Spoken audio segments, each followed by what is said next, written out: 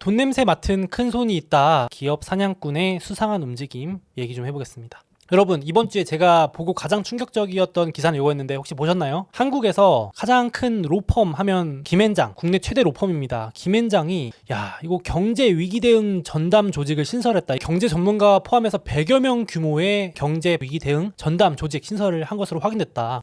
이거 국내 최대 로펌 변호사분들 또 돈 냄새 기가 막히게 맡을 텐데 심상치 않다, 이런 생각 좀 들었거든요. 보니까 김앤장뿐만 아니라 다른 대형 로펌도 경기 침체 국면이 심상치 않다고 판단하고 움직이는 것 같아요. 그래서 2023년에 경기 둔화 추세가 본격화될 것으로 예상한다. 보고서에 적혀있는 내용입니다. 국내 로펌 대표적으로 이렇게 부르잖아요. 요약해가지고 김광태세 유라. 그래서 김앤장, 광장, 태평양, 세종, 율촌, 화우 이렇게 해서 김광태세 유라 부르는데 10명, 20명, 80명, 30명 이렇게 인원 배치하는 겁니다. 아니 뭐 로펌이 뭔 상관이냐 하실 수 있는데 대형 로펌들이 위기에 강합니다. IMF 때도 대호황을 맞으면서 로펌들이 성장했거든요. 여기도 보시면 IMF 때 한국 경제는 파탄이 났지만 김앤장을 비롯한 로펌들은 호황을 누리던 시기이기도 하다.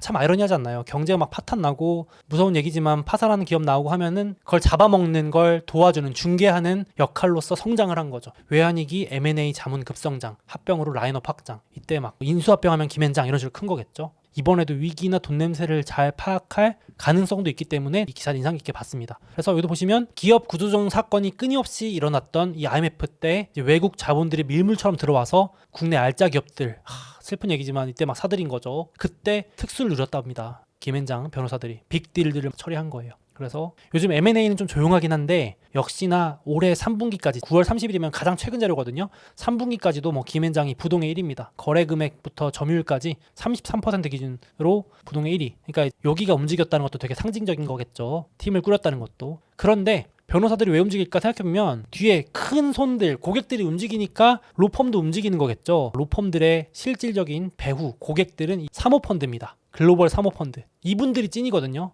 이분들이 이제 움직이기 시작했습니다. 사실 오늘의 주제는 요건데요. 이 사모펀드가 하는 역할 자체가 위기 때, 하락장 때 헐값에 나온 우량 자산, 기업들을 매입해서 비싸게 되팔아서 차익 실현하는 그런 일을 주로 하는 게 사모펀드이기 때문에 지금 사모펀드가 움직이기 시작했다라는 기사가 나오고 있습니다. 대표적으로 세계 3대 사모펀드가 KKR, 블랙스톤, 칼라일 이런 게 3대 사모펀드고요. 미국은 심지어 이 사모펀드들의 투자가 여러분들 가능하십니다. 상장이 돼 있어요. 저도 사실 샀다 팔아본 적도 있는데 한때 사모펀드에 제가 푹 빠져가지고 하락장이 오면 사모펀드들이 많이 유명해집니다. 그래서 여기 보시면 부동산 분야의 강자인 블랙스톤도 있고 BX, 브룩필드 얘네도 부동산이고 KKR, 아폴로, 칼라일 3대 사모펀드들 다 상장돼 있고 뭐 주가는 좋지 않지만 투자가 가능하다 이 정도인데 추천은 아닙니다. 변동성이 너무 심하기 때문에 이런 것도 있다 이렇게 보시면 될 것 같은데 요 사모펀드들이 하락장 때 많이 움직입니다. 여기 보시면 2008년입니다. 이때도 하이에나들의 사냥이 시작됐다.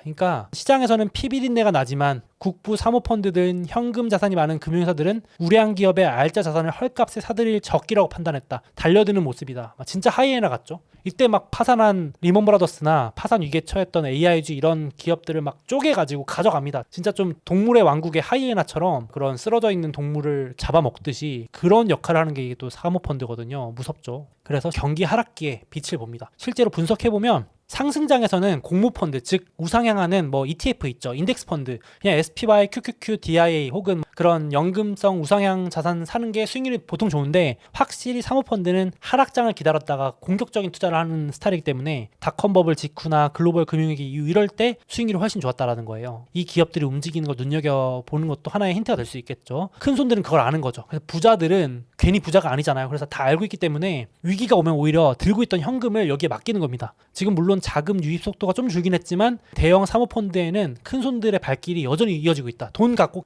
위기 오면 좀 사줘라. 헐값에 좋은 자산 좀 사줘. 맡기는 거예요. 그래서 블랙스톤 아까 말씀드렸죠. 3대 사모펀드 중에 하나인 블랙스톤도 신규 자금 무려 50조, 아폴로도 3분기에만 40조, KKR 15조, 20조, 칼라일 6조, 7조를 새로 조달했습니다. 진짜 돈이 어마어마한 거고요. 지금까지 쌓아둔 돈만 4,200조에 달합니다.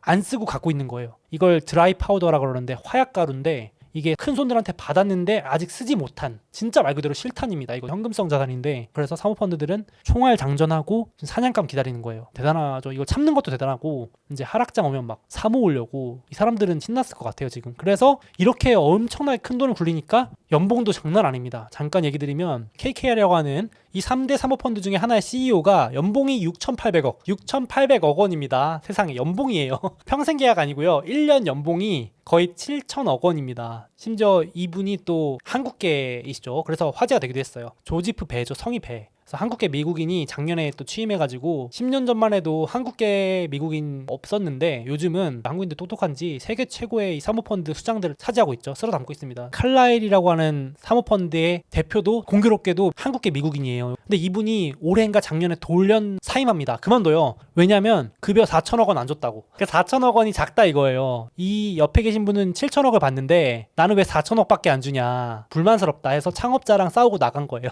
와, 이게 얼마를 벌어다 줘야 이게 되는 돈일까요? 그래서 월가에서 가장 성공한 한국계 미국인으로 평가받기도 한 인물이셨고 KKR 대표는 지금 현역이고 심지어 블랙스톤의 재무, 돈줄을 쥐락펴락하는 분도 한국계입니다. 마이클 채. 야, 3대 사모펀드의 헤드에 다 이렇게 한국계가 있어서 저건 잠깐 여담이었지만 이번 주에도 월가의 대형 은행들이 본격적으로 이제 다시 해고한다는 기사들 보셨을 거예요. 근데 여기서 포인트는 이렇게 월가에서 감원을 하는데도 M&A 부서 직원들은 남겨둡니다. 요게 포인트입니다. 요게 빅뱅크들 코로나 이후에는 호황이어서 안 잘랐는데 3년 만에 다시 월가가 관행적으로 했던 연말 인사 해고를 다시 부활시켰지만 M&A 담당 직원들은 안 자르고 고액 자산 담당 직원들은 안 자를 거다. 왜냐면 내년에 본격적으로 안 좋아지면 쓸어 담을 수 있는 기회가 오니까 큰 손들은 좋아할 거다라는 얘기를 하고 있는 겁니다. 거기다 골드만삭스 CEO도 이번에 M&A 분야 쪽은 대호황이 올 수 있기 때문에 준비하고 있다 이런 얘기를 하는 겁니다. 여기 보시면 지금 비우량 기업들은 위험할 수 있지만 미국의 우량 기업들은 코로나 이후에 벌어놓은 돈이 여전히 많기 때문에 현금이 너무너무 많다. 그래서 지금 때를 기다리고 있고 이때 헐값에 나온 기업들을 사들이려고 준비하고 있기 때문에 M&A는 이 사업부는 강하게 반등할 수 있다라고 이렇게 얘기를 하더라고요. 그러니까 말 그대로 지금 중소형 기업들 까딱하면 휘청일 수 있는데 그때 애플, 마소 이런 기업들이 진짜 헐값에 사 담을 수 있겠죠. 애플은 돈이 어마어마하게 많으니까요. 그런 얘기를 하는 것 같습니다. 대표적으로 한동안 잠잠하다가 M&A가 요즘 조용하다가 지금 눈치 보고 있었는데 앞서 소개해드린 사모펀드 블랙스톤이 한 미국의 상장 기업에 이 에머슨이라고 하는 기업에 기후 사업부를 사들였습니다. 140억 무려 15조 20조 원 되는 메가딜이에요. 어마어마하게 큰 돈인데 이제 이게 신호탄이다. 내년 되면 더 많아질 거다. 블랙스톤 아까 이런 기업들 쌓아놓은 돈 많다 그랬잖아요. 현금성 자산이 많기 때문에 지금 사들일 준비를 하고 있다. 거기다가 기업들이 돈 안 되는 사업부 당장 매각해야겠다 이런 얘기들이 이제 점점 많아질 거로 판단한다고 하고 있습니다. 그러니까 허리띠 졸라 매는 거죠. 기업들도 지금 보다가 ABC 사업부 중에 돈 안 되는 사업부부터 매각 이런 거 하면 M&A가 활성해지는 거겠죠. 요거 사서 파는 게 또 사모펀드의 역할이니까 내년부터 많아질 거다 이런 게 보이는 것 같습니다. 또 사모펀드가 부동산도 헐값에 매입을 하죠. 우량 자산이고 돈 되면 안 하는 게 없는 게 사모펀드이기 때문에 또 부동산도 눈여겨보는데 이번 주에 마침 또 이런 기사가 나옵니다. 뉴욕 건물주들도 난리인 거죠. 좀비 빌딩이 늘어나서랍니다. 왜냐하면 이 좋은 동네에 공실률이 50% 넘어섰답니다. 그러니까 반토막 난 거죠. 쉽게 말해서 뉴욕의 빌딩의 절반이 사무실 비어있다는 얘기예요. 그러면서 이제 힘들어지니까 빌딩 부자들도 한숨이 터졌다 그러는데 이제 왜 그런가 봤더니 가격도 떨어지는 탓도 있겠죠. 뉴욕 소재의 상업용 빌딩 있잖아요. 뭐 아파트 이런 거 말고 정말 앞서 보여드린 상업용 빌딩 가치가 계속 우상해오다가 2000년 이후에 첫 감소래요. 그러니까 이제 건물주들은 충격을 받았나 봐요. 빌딩이 당연히 올라야 되는데 떨어지기 시작하니까 충격을 먹은 거죠. 이제 야 큰일 났다 이거 팔아야 되는 거 아니야 이런 우려가 있는 것 같습니다. 이런 게 또 사모펀드의 먹잇감이 되는 거죠. 특히나 이런 뉴욕의 빌딩을 소유하고 있는 리츠가 있습니다. 부동산 임대 회사인 거죠. 근데 지금 폭락을 하고 있는데 티커가 SLGVNO라는데 여기 이제 뉴욕 건물들을 막 가지고 있겠죠. 근데 배당률이 9%가 넘더라고요. 제가 오늘 확인해 보니까. 근데 아무도 안 살려고 그러는 겁니다. 왜냐하면 임대료를 받아야 배당을 줄 거 아니에요. 근데 공실 나는데 임대료를 어떻게 받고 배당을 주겠어요. 그러니까 배당 삭감을 할 수 있다는 우려 때문에 이렇게 높아도 투자자들이 안 들어가는 겁니다. 저 같아도 못 들어가겠더라고요. 한번 보니까 배당 삭감을 시작했더라고요. 이제 이게 금융위기 때도 당연히 빌딩이 박살났는데 코로나 때보다 더 빠지고 있습니다. 지금. 그러니까 진짜 박살이 나고 있는 상황이고 이 배당률에 현혹돼서 투자하시는 것도 위험할 수 있겠죠. 정말로. 천하의 그 뉴욕 빌딩도 이렇게 지금 박살이 나면서 이런 기업들이 헐값에 나오면 또 사모펀드가 주워 담으려고 또 준비할 수 있겠다 이렇게 보시면 되겠습니다. 그래서 역시나 이런 것들의 근본적인 원인은 고금리로 인한 유동성 경색이겠죠. 그러니까 전 세계적으로 지금 돈이 안 돌아서 큰일인 것 같아요. 특히나 저신용 기업 있잖아요. 중소형 기업들은 말할 것도 없겠죠. 그러니까 신용 등급이 낮은 일명 투기 등급의 기업들은 회사 채권을 발행해도 아무도 사주지 않기 때문에, 돈을 아무도 안 빌려주기 때문에 채권 발행이 전년 대비 80% 감소했다는 얘기. 사실상 자금 조달이 불가능에 가깝다인 겁니다. 이제 만기 도래하는 돈 갚아야 되는데 도저히 지금 돌려막기가 안 되는 거죠. 저금리일 때는 너도나도 채권을 사갔는데 지금 아무도 안 사주려고 하는 겁니다. 돈이 마를 대로 마르고 있는 모습이 느껴지고 있습니다. 그래서 지금 이미 신용 등급이 낮은 아까 보여드린 저신용 등급, 투기 등급 이런 기업들은 채무불이행 직전 단계, 디폴트죠. 부도 직전 단계에 들어선 것으로 나왔다. 이런 보고서 나오고 있어요. 그래서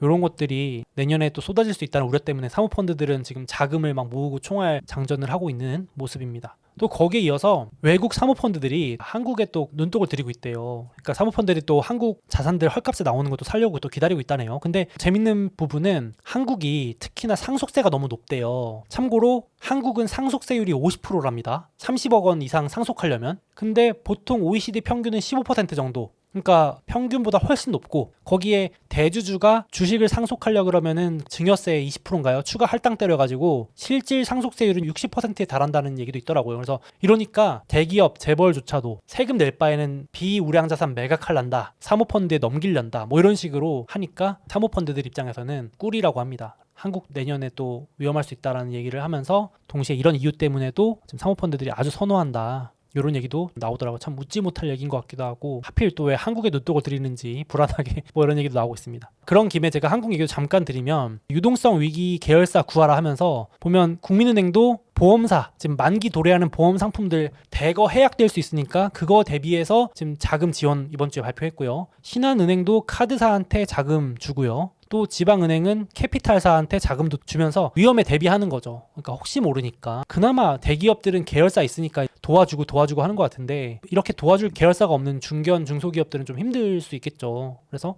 건설사들도 마찬가지고, 계열사가 빌려주면 다행인데 시공능력평가 14위도 힘들다 그러고 18위도 힘들다 그러고, 조그만 기업들은 부도 얘기도 조금씩 나오는 것 같고요. 여담이지만 저도 요즘 관심 많아가지고 보고 있는데, 막 청약이 영건인 아파트가 금융위기 이후로 처음 나오기도 하고, 지어놓은 단지를 분양 취소하고 계약 받으신 분한테 위약금까지 줘가면서 돈 돌려주는 일까지 나오고 있으니까 유동성이 이러면은 마르고 마를 수밖에 없겠죠. 이거 다 돈 받으려고 건설 지어놓고 한 건데, 부동산에도 당장 갚아야 될 돈들이 내년 상반기에 막 몰려있고 한데 금리가 높아서 재융자 혹은 상환이 될 수 있을까, 이런 우려가 또 나오고 있습니다. 그러니까 지금 국내에도 저축은행들도 금감원에서 모니터링도 하고 있는데, 연체 기간이 3개월 이상 된 돈이 얼마냐를 체크하는 게 요 고정 이하 여신 비율입니다. 쉽게 말해서 못 받고 있는 돈 비율이 얼마냐, 8% 이상이면 우려인데 아직까지는 8% 근접한 거는 요 한 곳밖에 없는데 지금 늘어나고 있다는 뜻이거든요. 12곳 중 9곳이 늘어나고 있기 때문에 지금 금융당국도 유심히 보고 있는 모습입니다. 이게 한국만의 얘기가 아니고 글로벌 얘기인데 국내 사례들이 더 와 닿아서 좀 가져와 봤습니다. 문제는 이번 주에 이제 금리 인상하잖아요. 금리 인상이 끝난 게 아니거든요. 이게 참 무서운 얘기입니다. 이제 4.5인데 제가 봤을 땐 큰 이변이 없는 한 조금은 더 올릴 것 같거든요. 미국 경제 지금 당장 침체가 오고 이런 것도 아니고,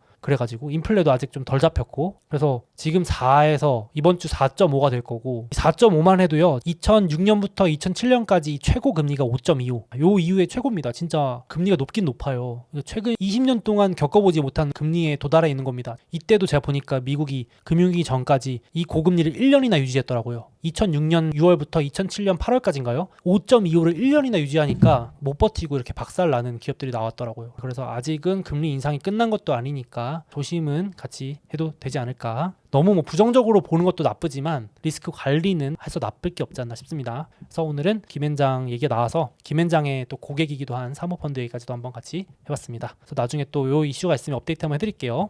그리고 새해맞이 다이어리 연말 할인 이벤트 하고 있습니다. 23년 맞이 23% 할인하고 있는데 제가 실제로 투자에 활용하고 있는 다이어리거든요. 그래서 같이 또 기록하면서 내년에도 또 성공적인 투자를 이어나갔으면 좋겠습니다.